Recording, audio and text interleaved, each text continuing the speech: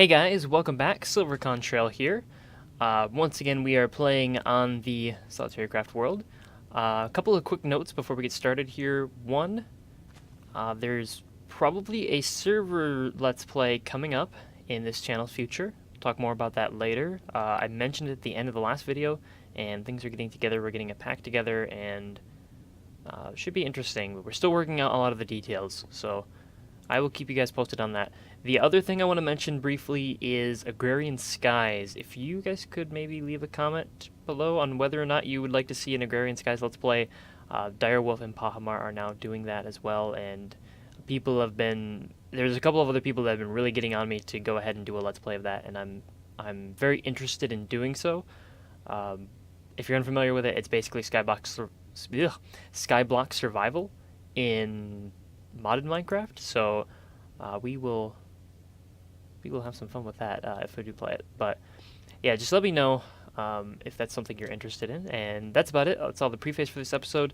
Actually, no, we have one more thing to mention, and this is important because I've been kind of thinking about this off camera, and between recording episodes, I've been putting in a lot of thought about this series, the SolitaryCraft series.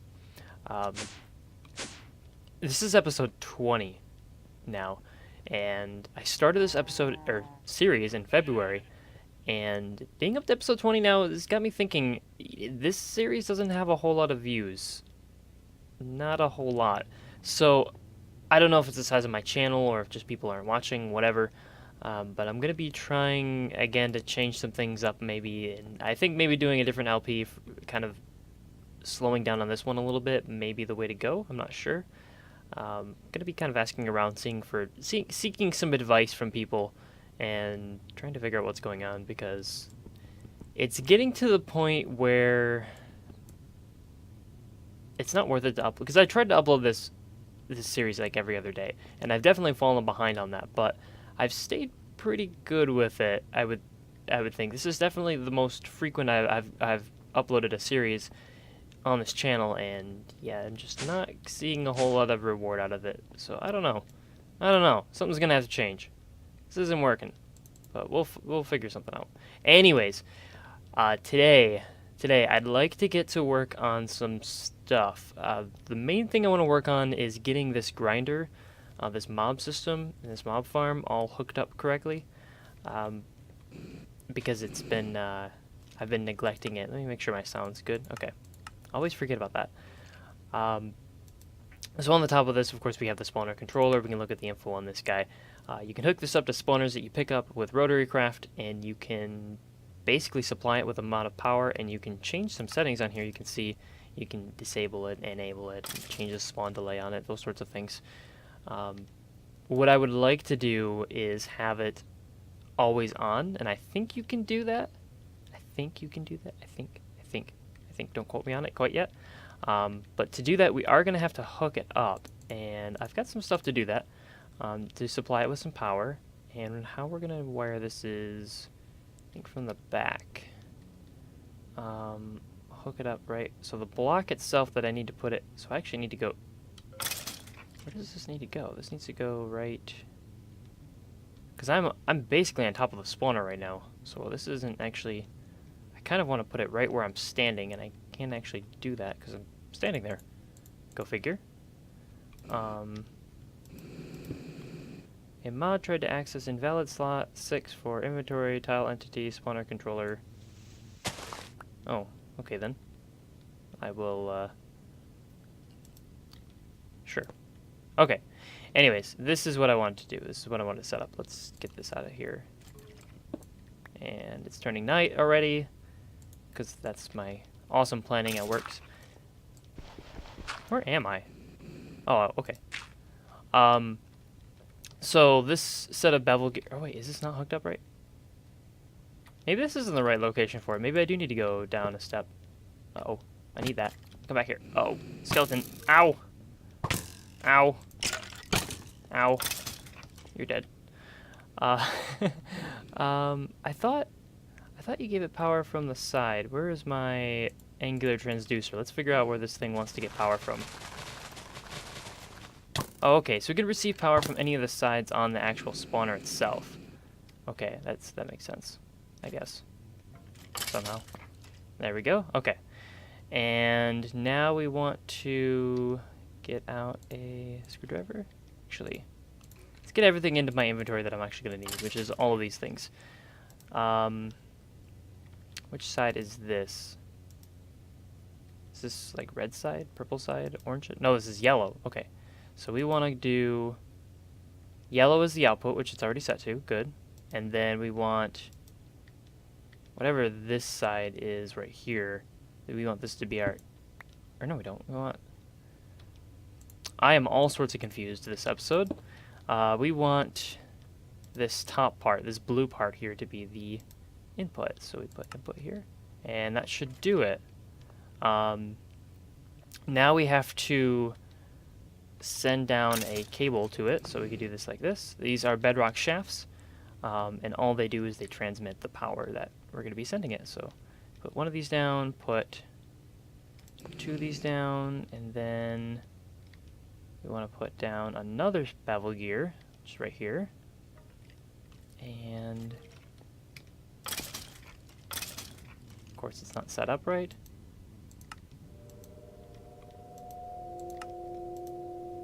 I wish there was a pattern to this that I could, reliably follow. That'll work. And yeah, that's what I want. Put this block here.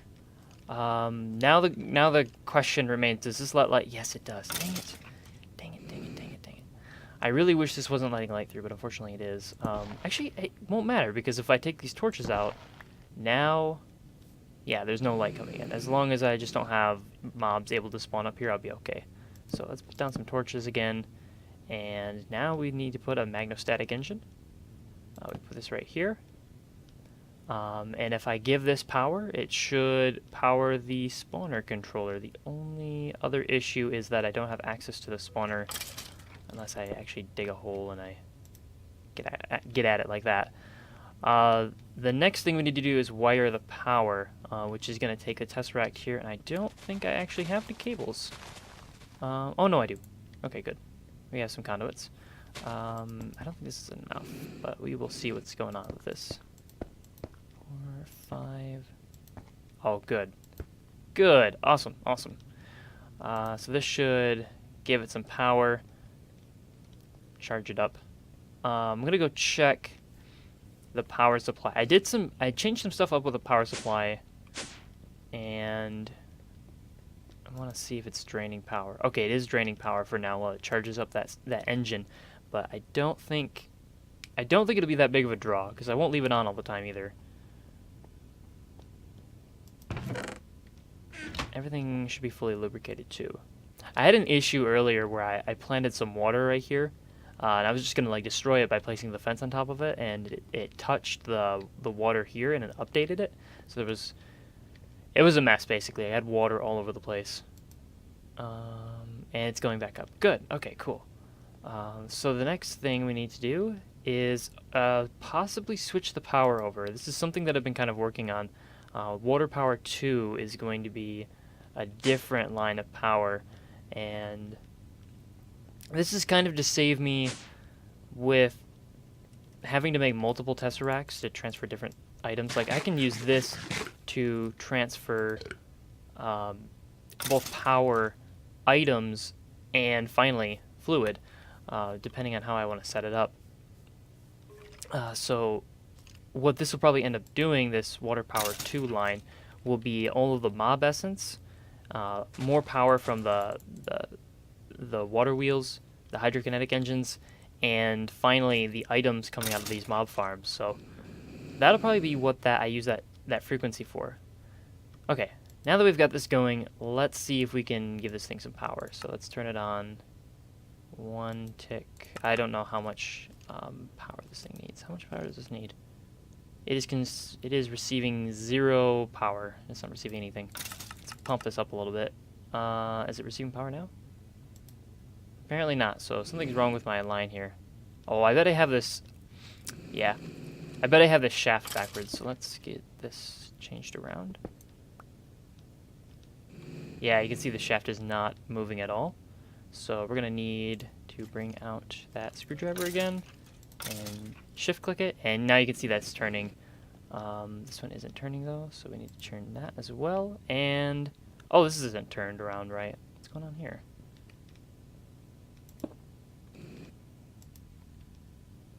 What is going on here?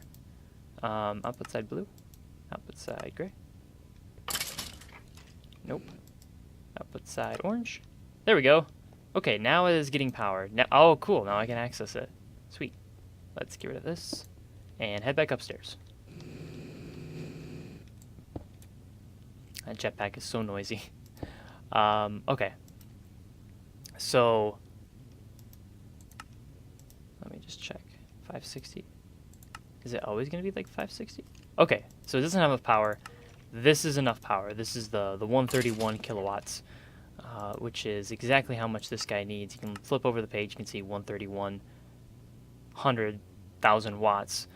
Yeah, 131,000 watts, or 131 kilowatts, is what this guy wants. So I'm supplying exactly that much power, which is totally fine. I don't even think I'm using up that much redstone flux to do that. And I can change the spawn delay, I guess.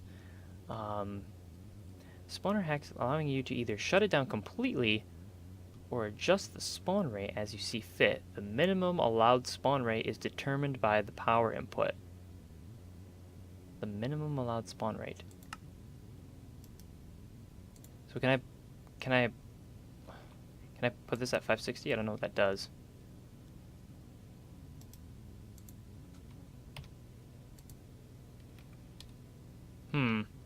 This is interesting. Is receiving power. What if I give this thing a bunch of power? Can I like cause like a million mobs to spawn? Is that to be dark?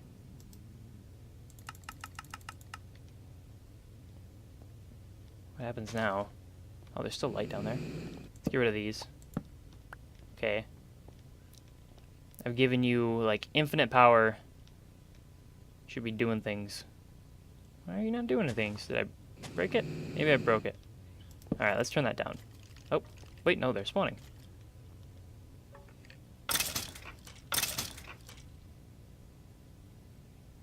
Huh. Yeah, I don't know what's going on. It's kind of weird.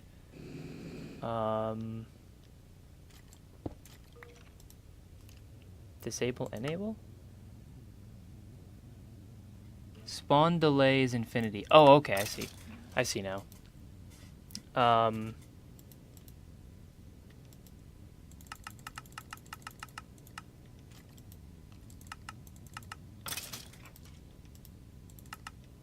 So here's the minimum, and it says 560, but if I... Oh, now it says 520. Okay, okay, so this number goes down.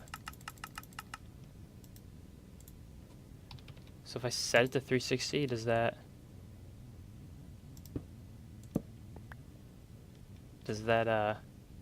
make it go fast? Gotta go fast? Maybe not?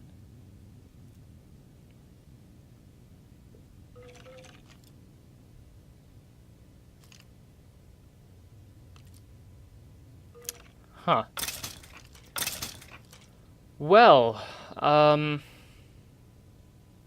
much for that, I guess. Nah, unless I'm doing it wrong, I'm not really impressed by what level of control I'm able to get out of it.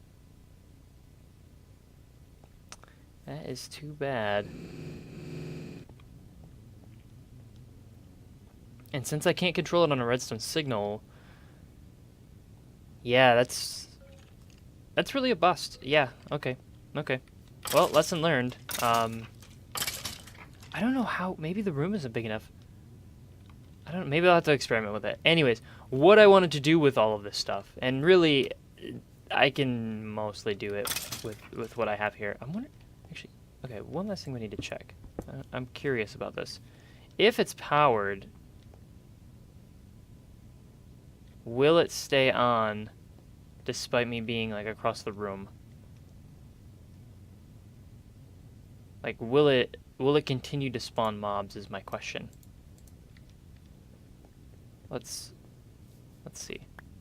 If I do this and then I come up here and somehow make my way over here while... Oh, I don't want to do that. What did I do that for? Oh, jeez. Clearly it's not going to work if I have it turned off like that. There we go again. Okay, weird. That was a silly moment for me.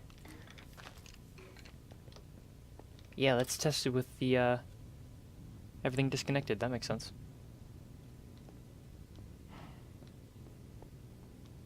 I don't see anything spawning in there. Maybe I'll leave it on for a bit and kind of watch it.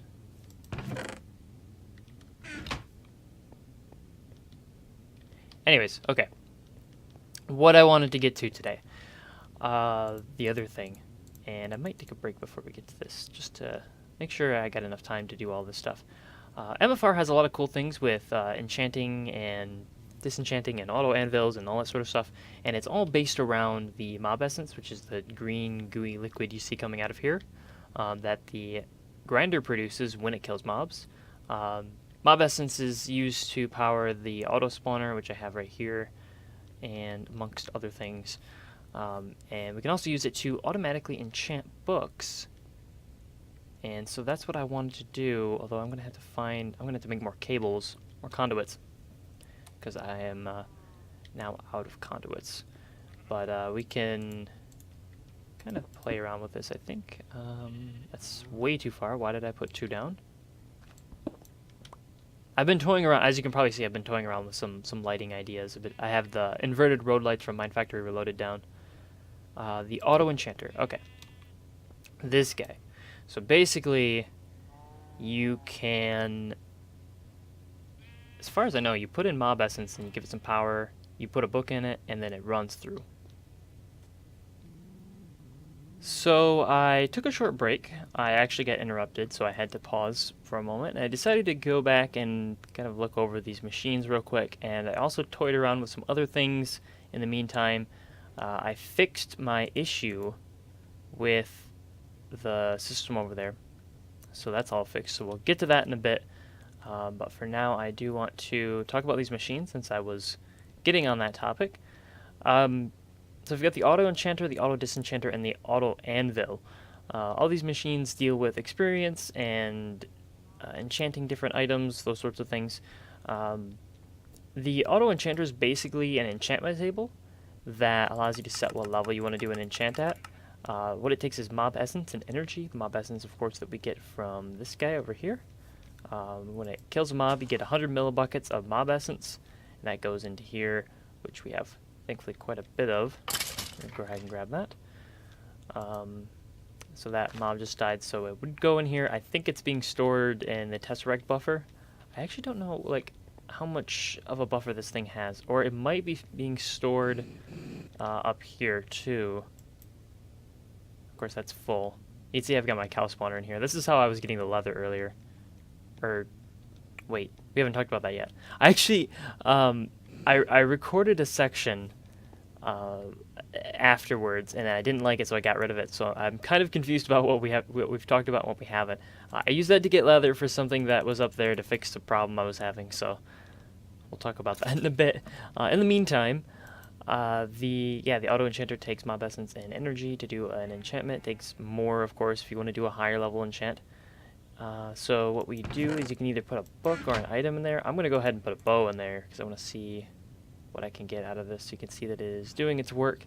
It's going to take that much time in work, MineFactory Reloaded work units, whatever that actually is. It does take actually quite a bit of this stuff, so I'm going to go ahead and throw this on and set it to output mode, and it'll go through quite a bit of mob essence for a level 30 enchant. I really do need a larger portable tank. I've got more, I've got better ones upstairs, but I haven't taken the time to make one because I'm lazy. So we also have the Auto Disenchanter, which is pretty straightforward. It doesn't take mob essence, but it does take energy. Basically, you throw a book in here, and you throw a some sort of enchanted item, and you can rip the enchantment off of that item. Sometimes the item gets destroyed, sometimes it doesn't. Let's grab this one. So this boot has Feather Falling 3, Unbreaking 3, and projectile protection 4. So we'll see what we can get off of this. Yeah, sometimes you get the item back, sometimes you don't. And that's doing its work, and this thing's still doing its work. It's a little over halfway. And then lastly, we have the Auto-Anvil. This again takes mob essence, takes energy. And it just does regular anvil things. So if you want to do an anvil thing, you know, if you want to apply enchantments to stuff, or you want to combine enchantments, anything that you would normally do with a regular anvil, you can do in here. You can also set it to only repair, so you can... I don't know exactly why I would ever do that, but I guess you could automate it so that anything you send to it automatically gets repaired. Maybe? I don't know. It'd be kind of weird. But I don't really have anything that I want to do that with, I guess. Maybe when this bow is done, we can hook it up with something. Like something in here, maybe? There's power 2. I thought I had a better one. Let me go check my enchantment supplies. Like what sort of stuff I have. Oh, I really should put a teleport up there so I can teleport to the roof. Or an elevator. I guess it's not really a teleport. It's kind of like a teleport. Smite 2, Sharpness 1, Protection 2. And this one has Unbreaking 3 and Punch 2. I guess I really don't want those. I do have enough levels to do a level 30 enchant. Don't know if I want to do one right now, though. I gotta decide. I'm trying to get... Wait, was there Smite? Totally forgot. I wanted to get Smite on my sword. Yeah, there's a Smite 2 in here. Sweet. And the reason was... And also... Maybe now's a good time to enchant like a gold sword so I can get some enchantments on that. Yeah, that might not be a bad idea. Let's do that. Let's see, we need just gold sword, so that's going to take a stick. And 2 pieces of gold. We get a gold sword out. The reason I'm doing this is gold next to diamond, I think, has the best enchantments possibilities. So if I enchant this, I can possibly get some good enchantments on it, and then... Why? Oh, because I got all these torches.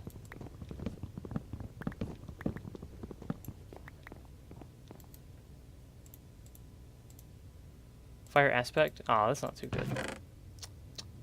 Oh well, I'll grab the sharpness too, because we can use that as well. Put that back down. And head back over. Yeah, because killing Wither, if you have Smite, is just so easy. I used to kill him in vanilla all the time with a Smite 5. I think it was 5? Yeah, I'm pretty sure you can get to 5 with Smite. I have Smite 4, but I don't have Smite... I wonder if I can combine a 3 and a 2. Let's try that. Let's combine a 3 and a 2. And that's going to do its work. Okay, so let's check out these guys. This one's done. It's got power 3 and power 3. I don't think that adds up. I don't think that becomes a power however much. I don't have any arrows, so I can't shoot this thing. Do I have arrows in here? Nope. Arrow. There we go. Okay. Let's see what this thing does. If it actually is power 6... Ow, what did I get hit by? Oh. Then I should be able to one-shot this guy. Huh. I did. Of course, he's a spider, so he could have been damaged before. So let's try to find another mob. If this actually is power 6, then this is ridiculous. Yeah, I didn't kill him in one shot. If it was power 6, it would one-shot them. I think you can see how many hearts they have remaining. He's got... Yeah, okay, it's power 3. It's a power 3 bow. With 2 power 3s, for whatever reason. So that's interesting. But yeah, let's go back downstairs and look at the disenchanter. So we did pull off one of the enchantments, and it gave us Unbreaking 3. So that's pretty cool. And I can throw that back in if I want. And this one should be done as well, and this is Smite 3. So it did not combine them. It just gave me Smite 3 back. Interesting. I should probably I wonder if I should have a regular anvil down here too, just to check the recipes. I probably should do that, yeah. I'll have a regular anvil down here, you know, check the recipe first, then do it. Because it doesn't show you like the preview recipe like it does in a regular anvil. So sometimes you don't know what you're going to get. And anvils do on occasion throw you back the same item, so I need to make sure I'm checking that. But I might automate this, because again, I get a lot of enchanted stuff out of here. Like here's a protection, and here's an unbreaking. This one also is unbreaking. So maybe I'll mess with that. And in the meantime, I can show you guys what I did and what I set up here.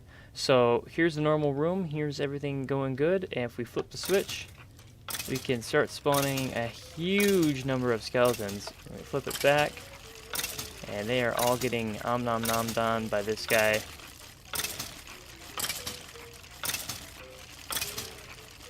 It's doing about 1 a second. And they are still in there, just churning through all of them. So, how did I make this happen?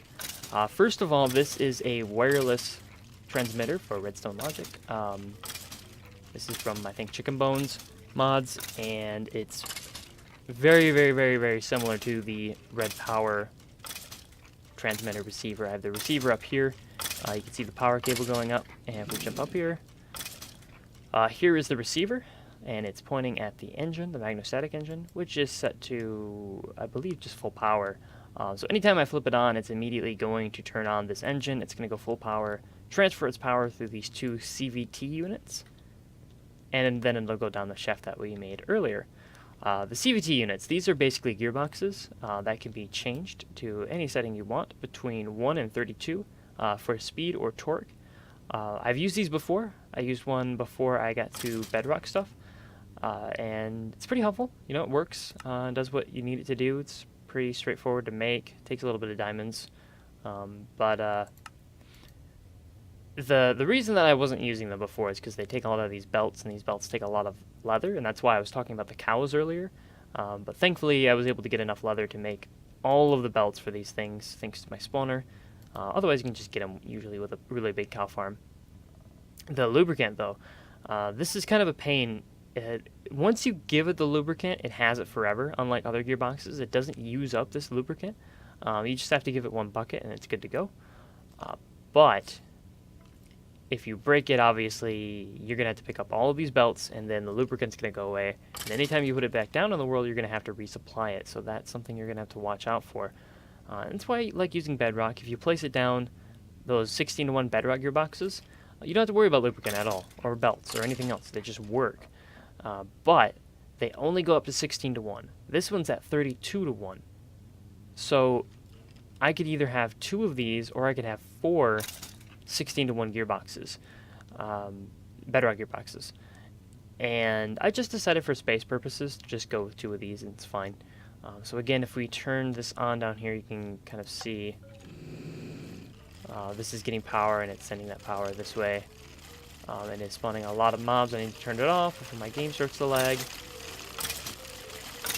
I'm looking at 77 entities. 76, 75, 74. So lots and lots of these guys. And of course I'm filling up my mob essence in here. And I just pick up this container, portable tank. Plop it down. And we can get some more. But eventually I'll probably take this tesseract and put it over here. And port the items into the tesseract system and have another tesseract, or bring my ME system down and have an import bus over here. One of the two to kind of pull items around and make sure it's in my main system. I may integrate the mob essence into my fluid storage system that I have upstairs with this thing. I don't really need it up here, so maybe I won't. I guess, you know, I would have another one of these storage cells and then a resonant portable tank, probably. But yeah. Again, the reason I'm setting all this up really is to get to Smite so that I can have a really good... I can make this sword even better than it is right now. It's Sharpness 5, Looting 5, but with Smite 5, this is just a wither-killing machine, and I really, really want to get that on here if I can. But we'll see. Yeah, we will definitely see. Is it not working anymore? Oh, because it's filled up. This is a problem. I need to fix this. There's just way too much stuff in here. A lot of this stuff is completely junk. But yeah, that's about it for me today. Next time we will probably do a wither fight. So that should be pretty fun, episode 21. Look forward to it. Again, thank you guys for watching. If you've been watching for the entirety of this series, I know a lot of people have commented and said that they really, really like this series. So I'm very happy to continue to do it. You know, don't be completely put off by my complaints earlier in the video. I know I do like to complain about those sorts of things. It's just, it's interesting, and at the same time, it's, you know, always perpetually a struggle. But at the end of the day, what really is this more than a hobby? And should it ever be anything more than a hobby? That's a good question. For some people, if they can make a living off it, it's good for them. If some people can have the monetary justification to keep doing it every day, good for them, you know. But that doesn't need to be my reason for doing it, so it's not a big deal. Because I definitely did not start doing this for the money. Anyways, yeah, that's about it for me today. Thank you for watching, and until next time then.